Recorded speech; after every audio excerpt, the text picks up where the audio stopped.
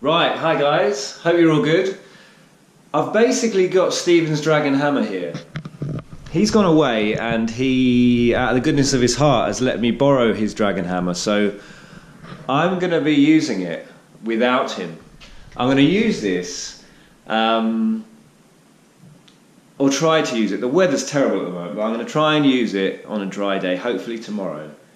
Get some video of it running and give my opinions on it. I'm quite getting into this 5th scale stuff. I've got the Baja at the moment and I've got the Low C5, both bought used and both kind of well used as they came to me. I have modified them a bit, made some changes, and I'm actually really enjoying those at the moment. I haven't used them enough to really give what I would consider a massively experienced viewpoint on them. That's why I haven't yet, but I hope to kind of do some sort of review video or something at some point. One thing just to mention, just very briefly while we're looking at the car here, is this stand. I bought this stand and it is really, really useful if you're doing 5th scale stuff, or even you could get an 8th scale on there by adjusting it. But for 5th scale stuff, if you want to work on it, you can see it's kind of up this height. Wheels are off the ground, you don't have to worry about flat spotting your tyres or anything like that. So I'd really recommend getting one of these stands. I think they're really, really good.